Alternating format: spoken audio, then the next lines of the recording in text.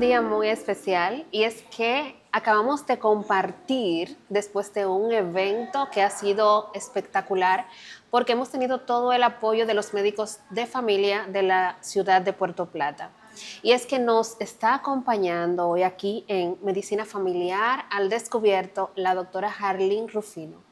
Se trata de una médico especialista en medicina familiar y comunitaria, que yo diría una mente brillante de la medicina familiar, una persona que ha puesto en alto nuestra república, nuestra medicina familiar, llevando conferencias por otros países, hablando de nuestro sistema de salud, pero más que eso, porque no es destacar solamente las debilidades, sino las fortalezas, hablando de su día a día en la consulta de medicina familiar. La doctora Harleen Rufino es puro terreno y ella está con ustedes hoy aquí para hablar un poco de cuánto podemos hacer allí donde ustedes viven. Bienvenida, doctora. Gracias, Jazz. Un placer estar aquí.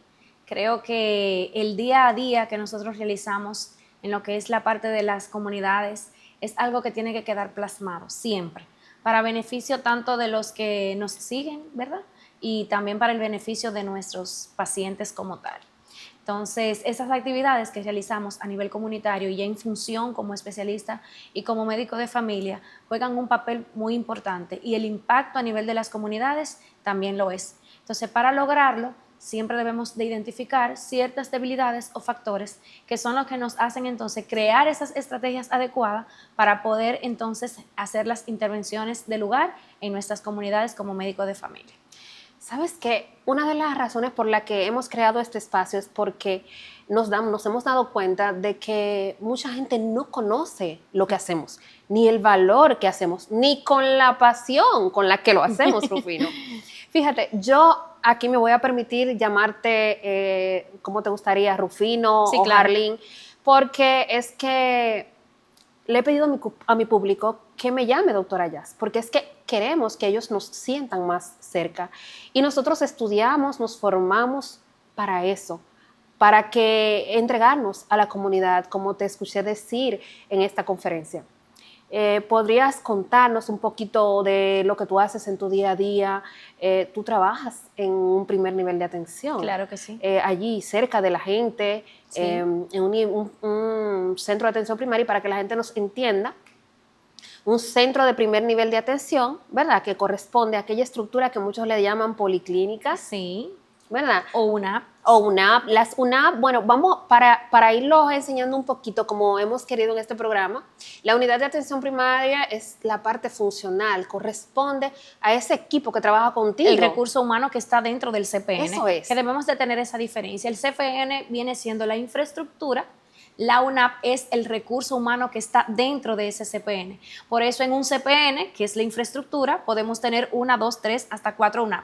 Porque eso lo que va a estar constituido la UNAP es por un médico, un promotor y una enfermera. Si tenemos en un centro 3 promotores, 3 enfermeras y 3 médicos, inmediatamente y automáticamente tenemos 3 UNAP en ese CPN. Bueno, Rufino, entonces, dicho esto, debe haber un número de familias para el que nosotros estamos realmente, podemos decir que podemos llevar el control de esas familias, desde que estén sanos hasta que estén enfermos, no importa, podemos hacer análisis de situación de salud en esas respectivas comunidades, pero si lo vamos a ubicar por unidades de atención primaria, como tú estás diciendo, entonces en un CPN yo tengo varias, pero de acuerdo a qué cantidad de personas o familias. En la parte de entonces las UNAP estarían divididas. Antes se hablaba en la parte del concepto de 500 a 700 familias. Incluso hay literaturas anteriormente que hablaban de 900 familias. Pero esa parte ya ha ido cambiando porque cada vez se hace más complejo la parte de que ese trato, ese manejo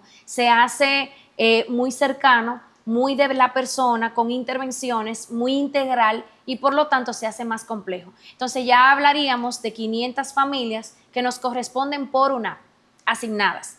Estaríamos hablando que muchas veces, igual en las literaturas, igual se sigue diciendo, de 500 a 700 familias, pero sabemos que la complejidad, o sea, va a depender de la comunidad en la que nosotros estemos y del nivel de intervenciones también que tengamos que realizar. ¿Sabes qué, Rufino? Escucharte hablar y me hace pensar que esto siempre fue un sueño para nosotros. Sí. Y que hemos enfrentado muchas barreras, muchos desafíos para poder ver un poquito de esto. Sin embargo, estamos hablando de una estrategia que nunca funcionó de manera efectiva.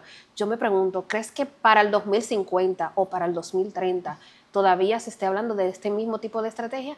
¿O crees que se nos tomará en cuenta a nosotros como médicos de familia para que se implementen políticas nuevas y nuevas decisiones antes de poner en marcha una atención primaria que siempre ha venido desde arriba y no desde la realidad de las comunidades donde estamos nosotros? Siempre se menciona el límite de año como el 2030, ¿verdad? De que ya deberíamos de estar, pero estamos bastante cerca. Quizás sí, quizás no pudiera darse para ese año como tal, pero sí pudiéramos quizás alargarlo y se habla también de otro año o de otra cifra, que sería el 2050, por la parte de los cambios y demás que hay que realizar y quizás por las prevalencias de las diferentes patologías, principalmente las cardiometabólicas. Sí. Entonces, donde existe una prevalencia y que se hace una proyección de un porcentaje bastante elevado de pacientes diabéticos, de pacientes hipertensos y de pacientes obesos que nosotros vamos a tener a partir de ahora hasta el 2050, con una proyección bastante elevada, incluyendo que pudiéramos hablar de un 60% de pacientes en el 2050 de los adultos van a padecer obesidad. Entonces, la parte de la estrategia, cómo se habla, los factores y demás, entiendo que hasta que esa parte, que sería la parte económica, no cambie, pues entonces nosotros no vamos a tener el impulso que en verdad nosotros necesitamos. ¿Te refieres a que necesitamos mayor inversión? Claro que sí. Y tener políticas públicas que reconozcan que la parte preventiva es esencial y es lo primero. Entonces, si nosotros tenemos pacientes sanos, pues por lo tanto el impacto a nivel económico en nuestro sistema de salud va a disminuir y quizás a nivel del ministerio, pues el presupuesto que se invierte en enfermedades lo pudiéramos implementar en lo que es la parte de la atención primaria como tal. Todos sabemos que el 80 al 90% de los pacientes que acuden a la emergencia llegan con problemas que pudieron haberse solucionado en el primer nivel, claro, o hasta sí, en sus casas, claro, incluso si están bien educados. Siempre y cuando esté una educación, esté una promoción de salud, exista un médico especializado, que es el médico de familia, en una comunidad instalado, que esté empoderado de su comunidad, pues entonces esos ingresos van a disminuir y también el que el paciente acuda al hospital sin antes pasar por el médico de familia. Sabes que uno de los errores o de los mitos que suelen haber es que se cree que cuando hay un médico familiar en una unidad de atención primaria o en un CPN, no debe haber problema o que todo debe funcionar bien o que el paciente no tiene por qué llegar al tercer nivel. Debemos aclarar, decirle a la audiencia, a ver qué te parece, sobre este tema de que no es solo el recurso humano lo que necesitamos. No. Para que todo esto funcione, sea cual sea la estrategia que vayamos a llevar a cabo de aquí en adelante, pues hace falta infraestructura. Claro. Son uno de los grandes desafíos que enfrentamos. Recurso humano, infraestructura, abastecimiento. Son cosas que son puntuales, pero también está la parte de que el paciente también se integre. La parte de la comunidad, la población debe de integrarse. Si tenemos un comité de salud, vamos a hacer que funcione. Vamos a hacer que las comunidades también, porque es algo multifactorial, se integre. No solamente las comunidades, no solamente el ámbito de la parte de la salud. Tenemos múltiples factores que deben de sumarse. Si yo tengo en la parte de un vertedero improvisado en mi comunidad, lo crea la comunidad, porque quizás el camión de la basura tarda mucho tiempo en pasar. Entonces yo identifico que tengo un vertedero improvisado, yo tengo que buscar la solución.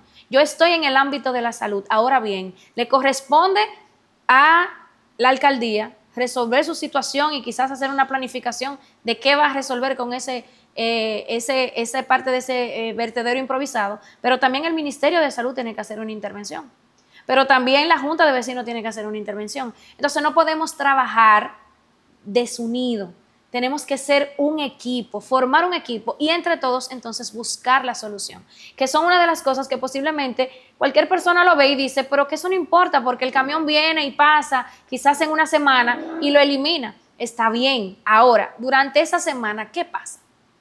Así es, Rufino, así es. Tal y como tú lo acabas de decir, no es suficiente con que el médico de familia presente un análisis de situación de salud a las autoridades si las autoridades no van a tomar o a dar curso a cada una de las cosas que se le dice. Nosotros somos la voz de la comunidad y por eso cuando planteamos este tipo de problema necesitamos que de verdad se nos preste atención. Claro que sí. Estoy muy agradecida, de verdad que ha sido un gran placer, un lujo tenerte aquí en una de nuestras primeras entrevistas y esperamos que Medicina Familiar al Descubierto se convierta en tu casa, que puedas venir cuando quieras, no solo tú, sino tu equipo de salud, tus pacientes y todo el que de alguna manera quiera comenzar a romper con los mitos que tenemos como país y destacar esto tan bonito que es la medicina familiar y comunitaria. Claro que sí, a la orden. Siempre que necesite, ya sabes que cuenta conmigo para todo lo que tenga que ver de la medicina de familia, pues es una pasión que compartimos. Así y por es. lo tanto, debemos también de explotar esa pasión para que pueda llegar a las demás personas, a los demás médicos familiares, a los pacientes, a los comunitarios y, ¿por qué no?, a las autoridades que en realidad son los que toman la última decisión. Muchas gracias, Rufino.